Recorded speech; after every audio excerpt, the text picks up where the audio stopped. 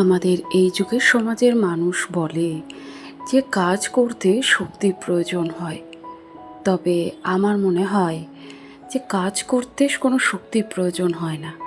তার থেকে বরং অনেক বেশি শক্তির প্রয়োজন হয় চুপ করে থাকতে। দেখবে যখন আপনার আশেপাশের মানুষ দেখবেন যারা আপনাকে নিয়ে সমালোচনা করছে, বা আপনি যখন দেখবেন একটু ভালো থাকার চেষ্টা করছেন, বা জীবনে একটু ভালো আছেন, বা ভালো কিছু করার চেষ্টা করছেন, তখন দেখবেন কিছু মানুষ এমনি জোগাড় হয়ে যায় যারা আপনাকে সেইখানে কতটা ভালো আছেন, বা আপনি কোন জীবন থেকে বিলং করছেন, সেখান থেকে আরও বেটার জীবন পাবেন কি না সেগুলো নিয়ে না ভেবে, বরং আপনি যে জীবনটা এখন ভালো আছেন যে জীবনে, সেখান থেকে আপনাকে টেনে হিচড়ে নামানোর চেষ্টা করে, যাতে আপনি ডিমোটিভেট হয়ে যান। আর সেই তখনই এমন কিছু কথা বলা হবে যখন আপনি অটোমেটিক্যালি আপনি আপনার এই ভালো সত্তা থেকে খারাপ সত্তায় পৌঁছিয়ে যাবেন।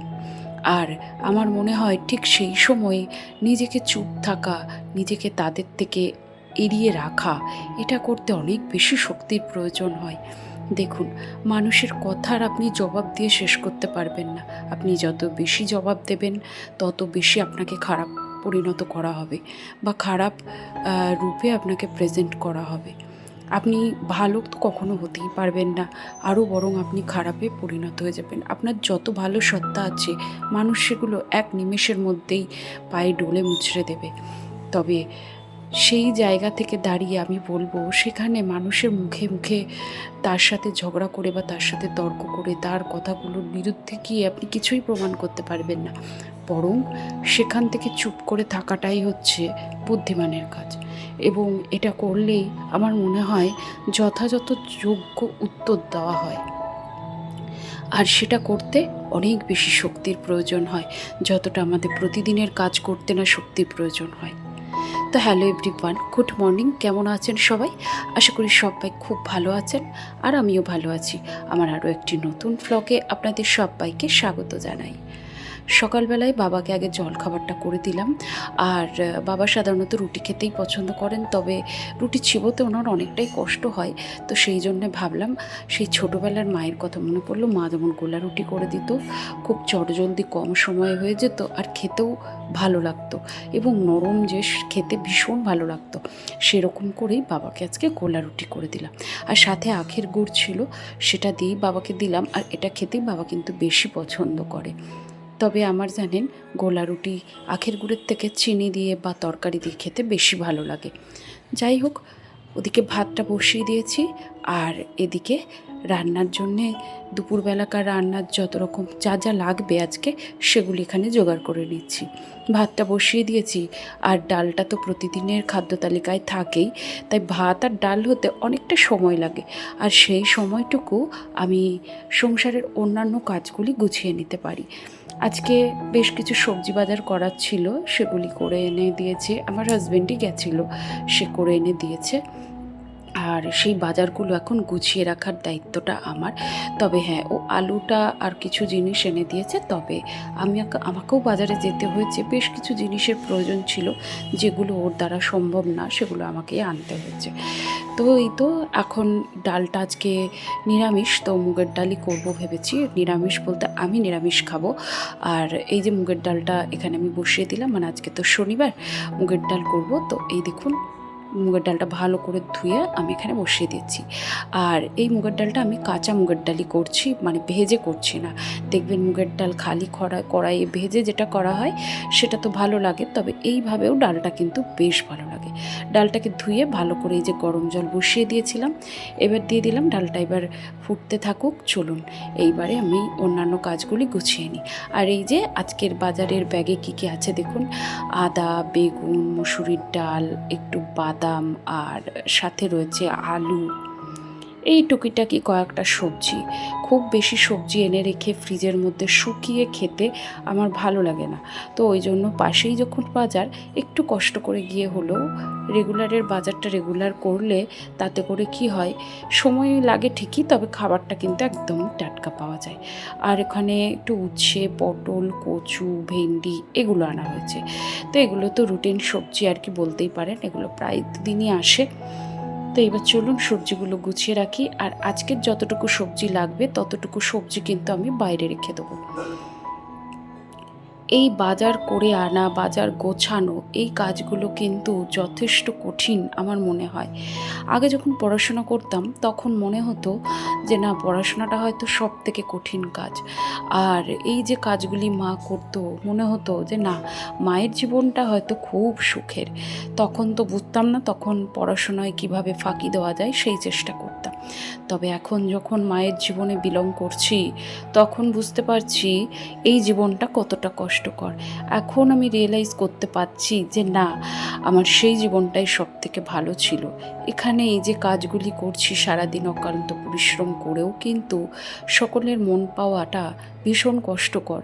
তখনকার বই, কয়েক পাতা বই পড়ে মুখস্থ করে পড়াশোনায় নাম্বার বেশি তোলার থেকে আমার মনে হয় এই কাজগুলি যথেষ্ট কষ্টকর।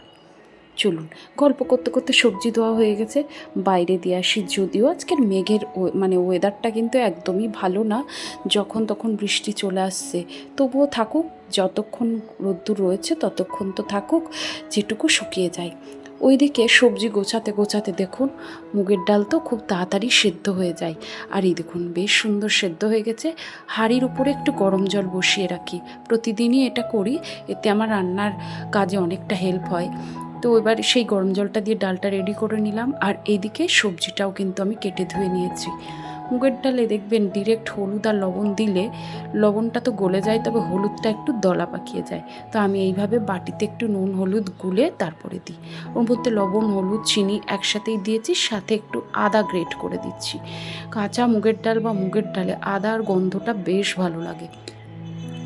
লঙ্কাটা ফ্রিজেই ছিল, লঙ্কাটা বের করে আনলাম। চলুন এটা ডালে দিয়ে ডালটাকে ফাইনালি রেডি করে নিই। আর এবারে একটু ফোড়ন দিয়ে নিলেই কিন্তু ডালটা একদম রেডি হয়ে যাবে। এর মধ্যে সবজি দিলে ভালো হতো, তবে আজকে আর পেঁপেটা ছিল না। লাউ তো আমার শাশুড়িমা এই মাসে খাবেন না, যেহেতু আমার হাজব্যান্ডের জন্ম মাস ভাদ্র মাস, তার জন্যেই কিন্তু উনি খাবেন না। তো ওই কারণে আমি এখানে লাউয়ের ব্যবহারটা করছি না, তবে লাউটা দিলে ভীষণ ভালো হয় খেতে ডালটা। মুসুরির ডাল বাজার থেকে আনা হয়েছিল, ডালটা একেবারেই বাড়ন্ত ছিল। তো এবার ডালটাকে জায়গা মতো রেখে দেবো, তবে কোটোতে পুরোটা আটে না, আর সেই জন্য কিছুটা ডাল আমি কিন্তু আলাদা রেখে দেবো। চলুন, ডালটা ঢালা হয়ে গেছে।